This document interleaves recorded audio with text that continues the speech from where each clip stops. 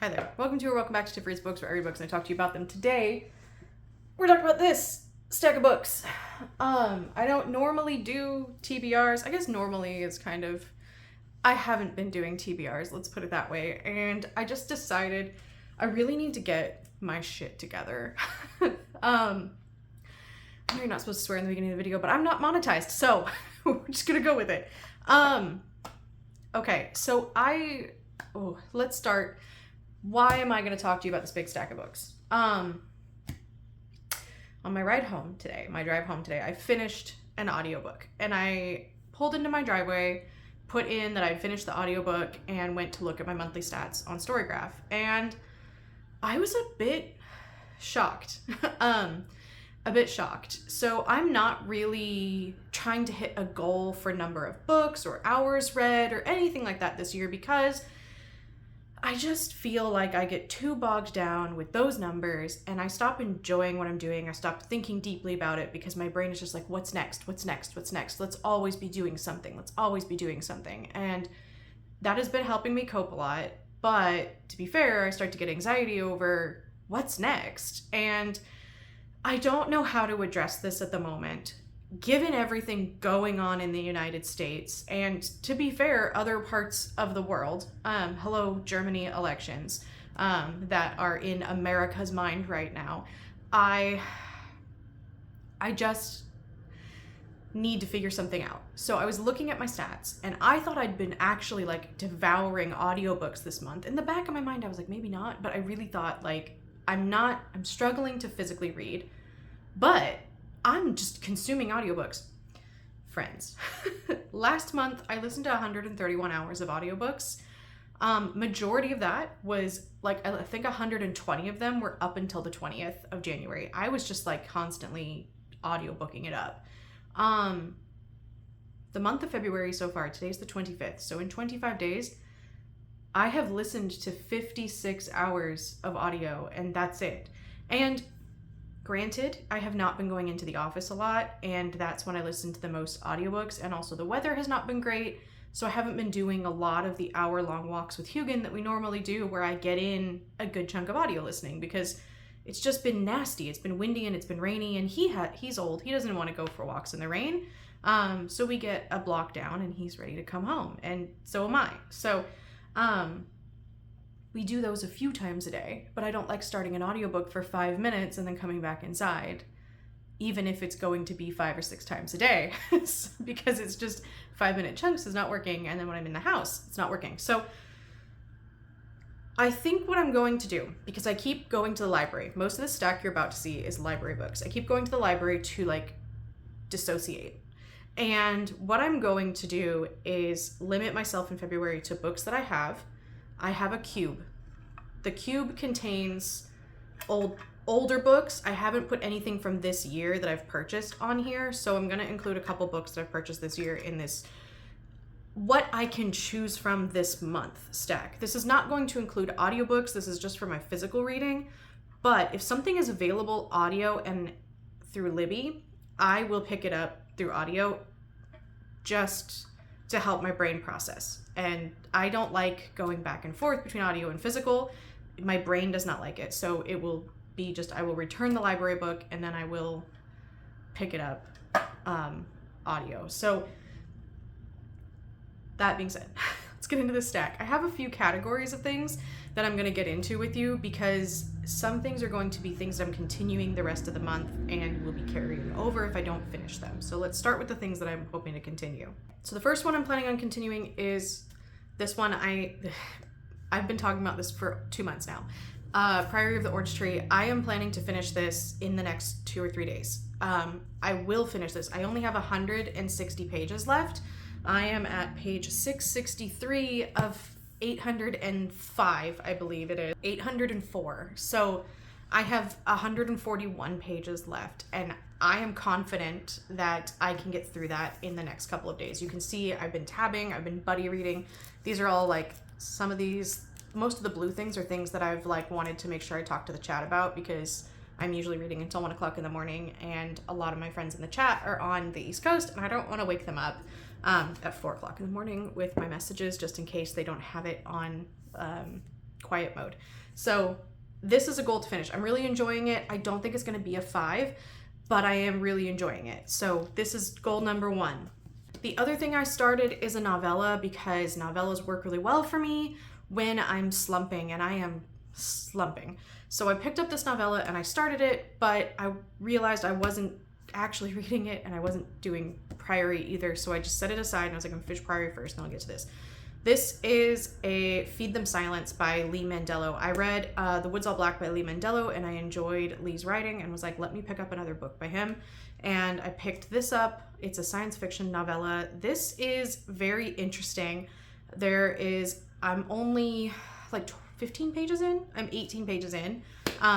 There's a woman, there's a lesbian couple, and one of the women is a scientist who is studying this neural linkage thing between humans and wolves, and she's got a grant to be able to be the first person to link themselves with this endangered wolf pack. We're in the future, climate change, extinction of species. Her wife ethically does not like it. I can't remember what her wife's job is, but she's also an academic, and she's like, I hate the ethics of this, and they've been arguing a lot about it, and that's kind of the first 20 pages.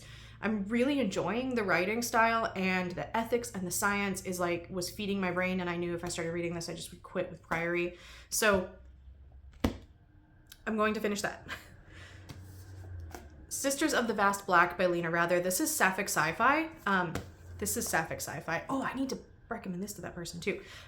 So this is somebody on one of my mutuals on Threads asked for sapphic sci-fi, and I recommended this one because I was like, I'm about to start it. Forgot that this one is sapphic because this blanked this one from my mind. Also, it's a different type of science fiction than this. This is space. This is future. We have left Earth after massive wars and climate disaster. These are space nuns living on a living ship in space. I can't remember how far I am into this because I started it on audio, and I don't like the audio narrator's cadence. Everything has that kind of upward inflection at the end, and I don't mind that in small bits, but in the course of a book, I'm really struggling with it. She doesn't do it for dialogue. She just does it for the narrative parts of the story, and so I'm struggling. But I have read Season of Monstrous Conception by Lena Rather and really enjoyed it, so I'm looking forward to this one. The book is good. The audio narrator I could not get into it, and I think I'm like halfway. I'm close to halfway, so I was like, I can't keep doing this or I'm gonna not enjoy the book. The last one on my finish it is The Spirit Bears His Teeth by Andrew Joseph White. I read Andrew Joseph White's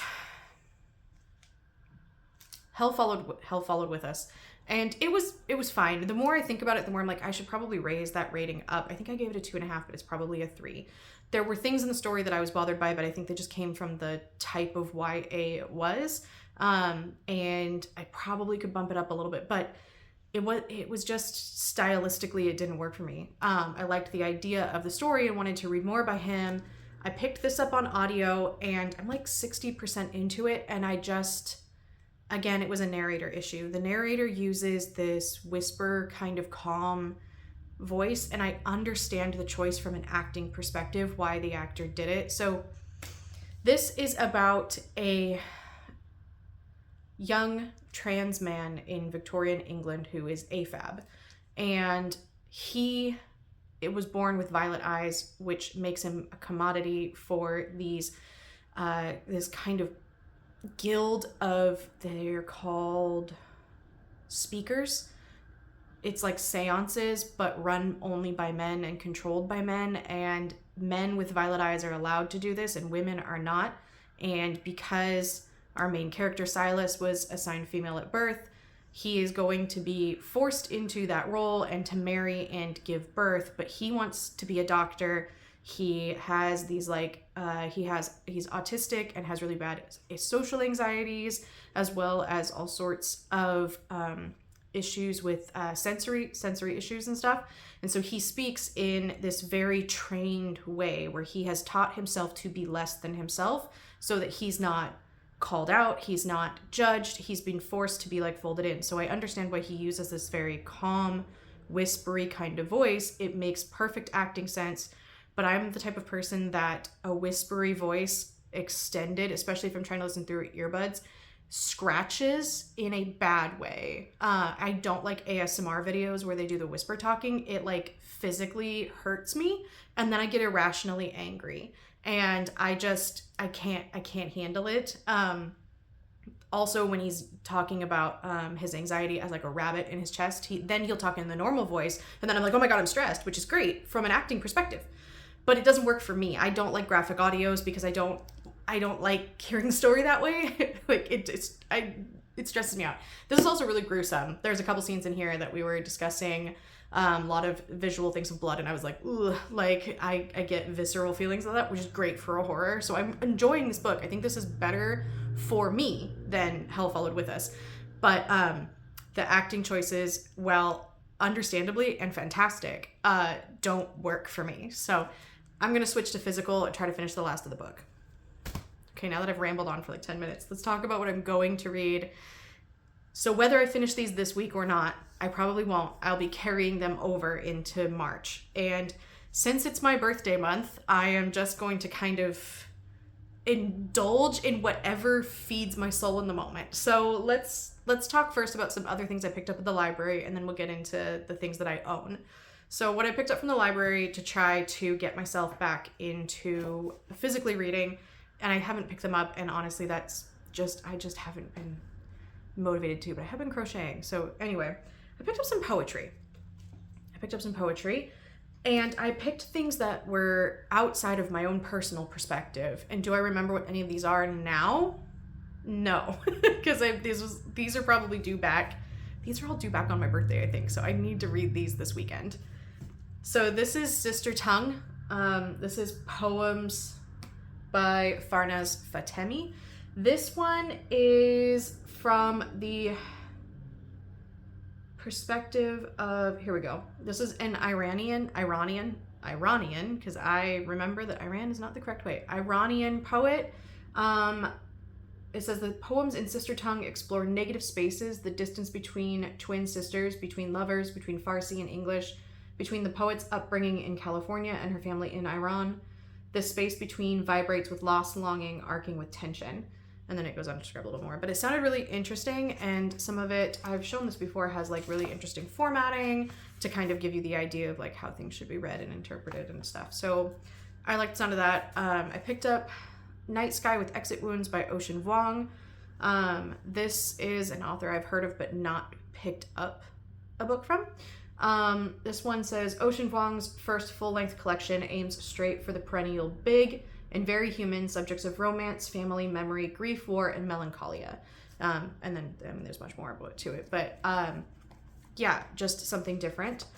And then I have Anarcha Speaks, A History in Poems.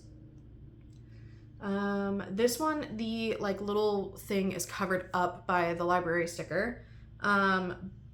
But it says, one of the reviews says, Dominique's poems paint brutal truths, beautiful truths. They seek to uncover a history hidden under the skin in an era which such truths are in danger of being forgotten. Dominique's voice is an essential. Her stories are an unearthing the soil that connects us to our past, a lens through which, if we look closely enough, we may see something that directs us to a kinder future, which sounded like something that I kind of wanted right now. So yeah, poems, very few words on a lot of pages. So things I can pick up and read a few, which I just have not been doing. And then the last one is, I can't talk about the trees without the blood. And this also sounds very deep and dark.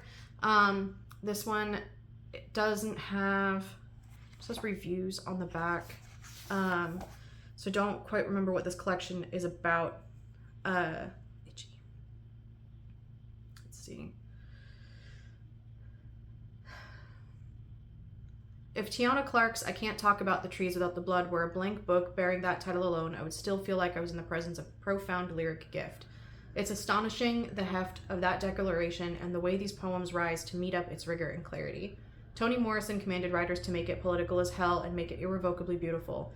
Clark, as if in response, writes, let us marvel at the love and grace that bought and brought us here. The formal dexterity of these poems, the vision that takes us from Daphne to Lorca to Phyllis Wheatley to Balanchine to Rihanna to Rukeyser, announces a significant and comprehensive new poetic talent. So those are the poems. The other thing I do when I'm trying to get myself out of a reading slump is graphic novels. So I picked up this one, which I will also try to read this weekend. I should be able to get this done in a little bit. This is Displacement. This is a YA graphic novel about a young girl who learns about her grandmother's experience in the Japanese internment camps here in Washington State through her grandmother's eyes. I believe she goes into like kind of a dream thing, like outside of her, like it's almost like either a dream where she's like displaced in time and learns about them from like an outside perspective. So I thought that sounded really interesting, and I picked it up. I loved the color palette on it, and the way the art looks on the inside, and it's going to be hard to read, but one of my friends was like, let me know if you think my 11-year-old would be okay with it if you finish it. So yeah. And then my last one is, I got this hold came in today for Attack on Titan, volumes 10, 11, and 12. I'm working my way through the series, and I'm up to the point enough now where I'm like, I need to finish it. And so this will be like, each one takes me about 45 minutes to an hour. So this will just be like something I can like finish and feel accomplished. And I'm really enjoying this story. I have not watched the anime. My goal is to finish the graphic novel manga first and then watch the anime. I know it's called a manga, not a graphic novel. I just was in the graphic novel headspace. Okay. Last library book is Someone You Can Build a Nest In. I've heard a lot about this one, and it sounded something entirely different than everything I've been reading in this year so far, and I just needed something different. I have not been doing a lot of horror. The horror that I have been doing has been great. Apart from, I think Grady Hendrix has kind of put me off a little bit because I'm still torn about how I feel about it. Because I have a whole video. Anyway, so Leech was great until the last like 15%, and that kind of knocked it down for me. The Eyes of the Best Part was great, but I felt it didn't go far enough. So let's try another sapphic, like actually like out there sapphic horror novel. So let's go to my books. First I want to talk about, I picked two that I want to read. So the first one is a buddy read that I'm going to be doing. Hopefully I need to check and see if we're still on for it. Angels Before Man. This is an Achillean retelling of the fall of Satan. This is an self-published independent author, and I have seen this kind of all over the place. I love the art on the cover. I don't think, oh, there's art on the naked. I didn't even notice this because I was not paying attention. But oh, this is great. So this says a queer retelling of the fall of Satan. I love the art on this so much. So I am really looking forward to reading this. I think this again will be something that is just so far different than what I've been reading this year. Other one that I picked up for this month, I haven't been doing a lot of sci-fi, so I want to really do some sci-fi, and I really like biological sci-fi. So this is Annihilation by Jeff Vandermeer. My only experience with Jeff Vandermeer is a short story called Wildlife from one of the Amazon Prime collections. I think it's the Trespass collection. I read his short story and I really enjoyed his writing style. I was like, I need a little bit more of this.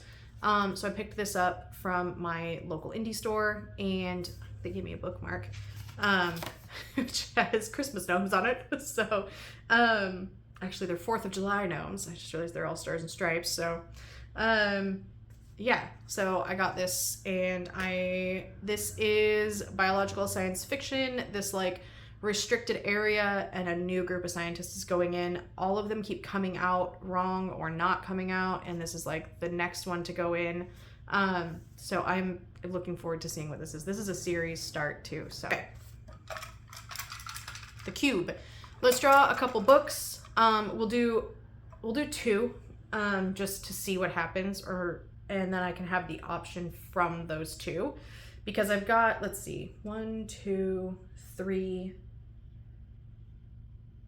I have like 4 actual books. I also have a hold. I have a hold that might come through. So we'll do 3, so I have options. So if I pick up a book that's in a series, it'll be the first book of the series or whichever one I have not read, because there is some series books in here. And I believe everything on the shelf behind me except for Heavenly Tyrant is in there. So let's see. I will look at you while I do this so that you know I'm not like looking. Just gonna make sure I don't knock some out. So Macbeth, another a play. So Macbeth, that'll be kind of nice. That'll be a good brain change. So let me put the lid back on and we'll shake it again. Okay. Yes, we'll definitely draw 3 because Macbeth will be short and easy. So let's mix this around. Watch me get like a Midsummer's Night Dream. Okay. Dragonflight. That one is up there. So we'll do Dragonflight. Let me show you Ham Egg.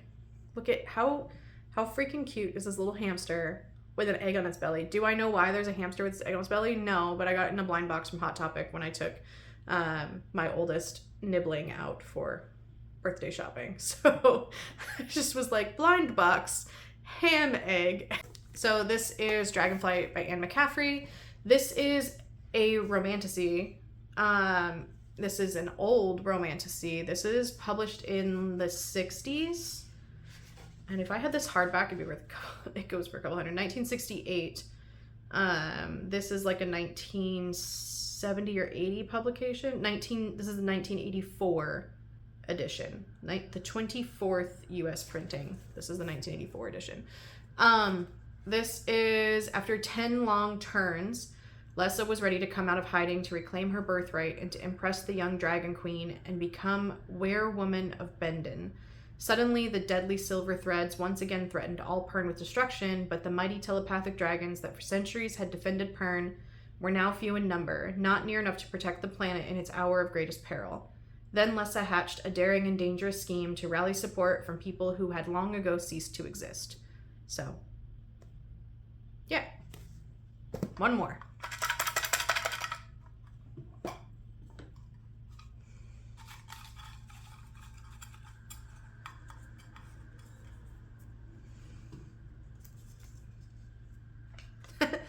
Hamlet. Let's pick one more because, yeah, I'll probably be able to get through those. That's actually kind of exciting because I've been putting those off. One more.